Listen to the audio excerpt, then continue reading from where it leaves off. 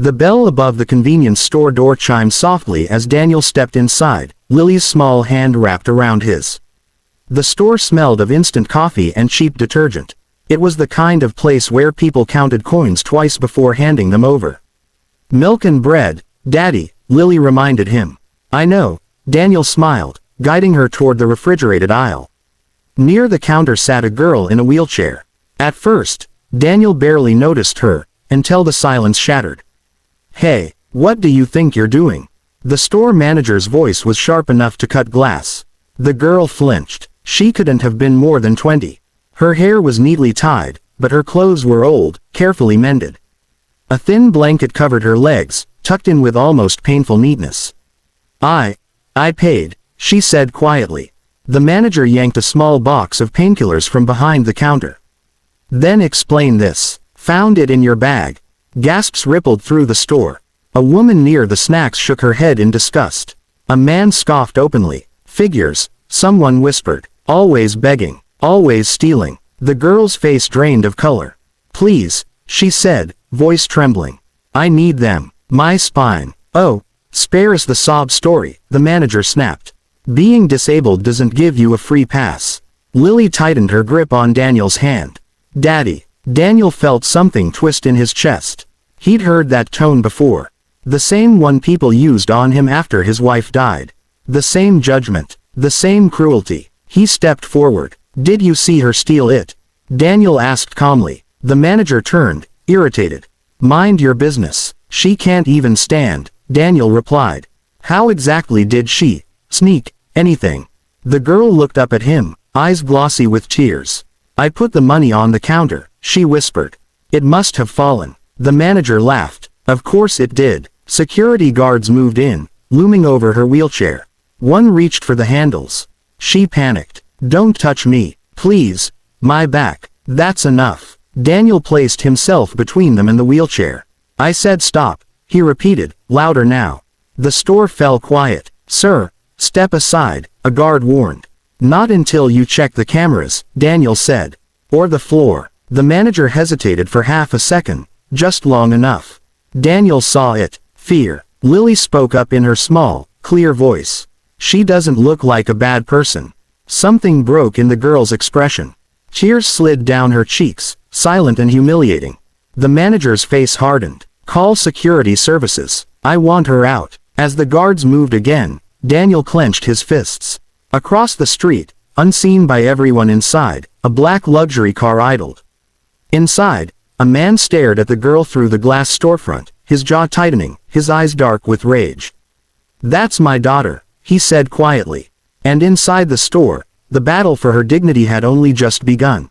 The security guard's hand closed around the wheelchair handles. Mira gasped as the sudden movement sent a sharp jolt through her spine. Pain flashed across her face, white and blinding. "Please, don't push," she cried. "It hurts." "Then you should have thought about that before stealing," the guard muttered. "That's enough," Daniel snapped. He stepped forward so fast the guard actually flinched.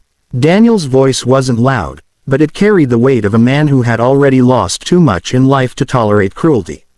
"You touch her again," Daniel said, "without proof, and I call the police." "Right now." The manager folded his arms. "Go ahead. She's guilty." Daniel didn't argue. He knelt down instead, lowering himself until he was eye level with Mira. "Look at me," he said gently. "You're safe. I won't let them hurt you." Her lips trembled. "I swear, I didn't steal anything. I believe you." That simple sentence made her cry harder than the accusation itself.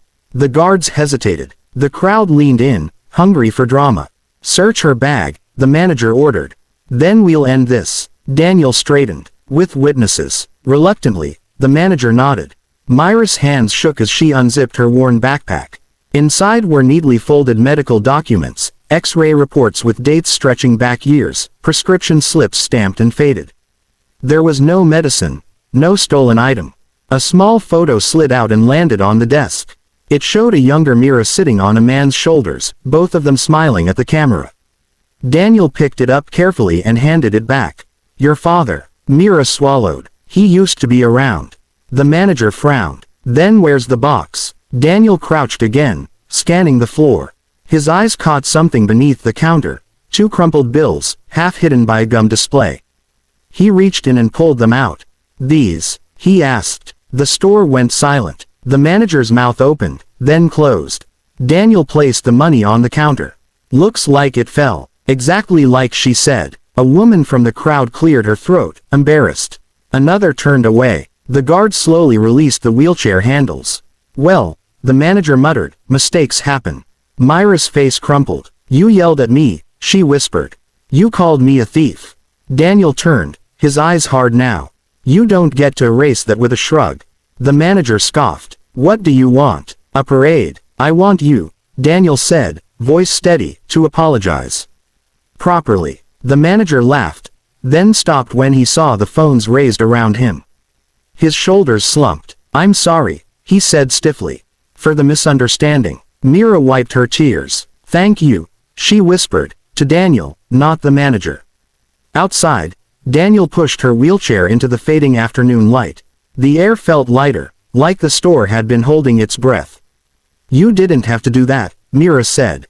"People usually walk away." Daniel smiled sadly. "Someone once stood up for me. I never forgot it." Lily skipped ahead, then turned back. "You're really brave." Mira smiled through tears. Across the street, the man in the black car lowered his phone. "Close the store," he said coldly. "And find the man who defended her. I want to meet him." Mira looked up at the sky, unaware that her life had just begun to change. The store manager had never been inside a building like this. The elevator rose in complete silence, its mirrored walls reflecting his pale face. When the doors slid open, a single assistant gestured him forward without a word. At the end of the corridor stood a man by the window. Victor Hale didn't turn around. "You embarrassed my daughter today." The words were calm. That made them terrifying. The manager swallowed hard. "Sir, if I had known who she was." Victor turned then. His eyes were sharp, cold, and ancient with experience. "That sentence is exactly why you're here." He walked slowly to the table and placed a tablet down. On the screen was the store's security footage. Myra's shaking hands. The guards grabbing the wheelchair. Daniel stepping in front of her. "You didn't ask for proof," Victor continued. "You didn't care about the truth. You saw weakness, and you crushed it." "I thought she was lying," the manager whispered. Victor leaned forward. "No, you thought she didn't matter." The room felt smaller. "My daughter chose to live simply," Victor said. "She wanted to understand real life. I allowed it, because I believed decency was common." He paused, jaw tightening. "I was wrong." The manager's phone buzzed. An email notification popped up. "Store operations suspended, effective immediately." His knees nearly gave out. "Please," he begged. "I have a family." Victor's voice dropped. "So did she. And you humiliated her." Across town, Daniel sat at his kitchen table, helping Lily color planets for a school project. The smell of noodles filled the apartment. The phone rang. Unknown number. "Mr. Carter," a deep voice said. "You defended a young woman today." Daniel straightened. "Who's calling?" "Someone who saw what you did," the voice replied. "And someone who owes you." Daniel hesitated. "If this is about money." "It isn't." A pause. "She's my daughter." Daniel's breath caught. Images of Mira in the wheelchair flashed in his mind. Her quiet voice. The photo. "I didn't know," Daniel said carefully. "You weren't supposed to," Victor replied. "You acted without expectation. That's rare." The next morning, Daniel stood in the same high-rise, feeling out of place in his worn jacket. Victor met him face to face now. "Why did you help her?" Victor asked. Daniel didn't hesitate. "Because everyone deserves dignity, especially when they have none to spare." Victor studied him for a long moment. "My power scares people into obedience," Victor said. "Your integrity inspired action." He slid a contract across the table. "Head of security. Flexible hours. Enough to give your daughter a future." Daniel pushed it back slightly. "I won't take charity." Victor nodded. "Good. Then take responsibility. Help me make sure this never happens again." Daniel looked at the contract. Then at Victor. "I accept," he said. That evening, Victor stood outside Myra's hospital room, watching her sleep. "For years," he whispered, "I thought distance would protect you." His phone buzzed with one last message. Store closed. Public statement ready. Victor deleted it. The real reckoning was just beginning. News spread faster than anyone expected. By morning, the video from the convenience store was everywhere, cropped clips at first, then the full footage released by Victor Hale's legal team. The manager's voice, sharp and cruel, echoed across screens. The guard's rough handling. Daniel's calm but unyielding stand. Public outrage followed. The store's chain released a statement within hours. The location was permanently shut down. The manager was terminated. Mandatory disability sensitivity training was announced across the company. But none of that mattered to Mira, not yet. She lay in a quiet hospital room, sunlight spilling across white sheets. For the first time in years, the pain was managed properly. Specialists spoke to her with respect, not pity. When Daniel and Lily entered, Mira's face brightened. "You came," she said softly. Lily rushed to her side, holding up a drawing. "It's you, with a crown." Mira laughed, tears shining. "I love it." Daniel stood back as Victor stepped forward. He looked different here. Less like a titan of industry, more like a father weighed down by regret. "I should have protected you better," Victor said quietly. "I thought independence would make you strong. I didn't realize how cruel the world can be." Mira looked at him for a long moment. "I didn't want your power," she said. "I just wanted to be treated like a person." Victor nodded. "You deserved that, and more." He turned to Daniel. "You gave her what I couldn't that day, immediate protection." Daniel shook his head. "I just did what anyone should." "Most don't," Victor replied.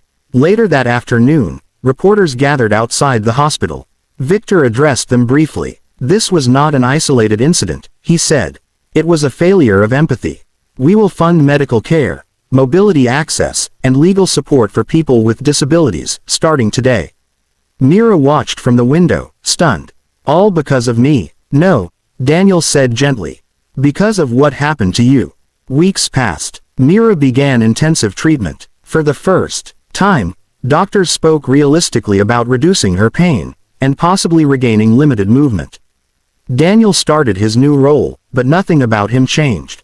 He still packed Lily's lunch. Still walked Mira home when she insisted on independence. One evening, as the sun dipped low, Mira wheeled herself to the park where Daniel and Lily waited. "You changed my life," Mira said quietly. Daniel smiled. "You reminded my daughter what courage looks like."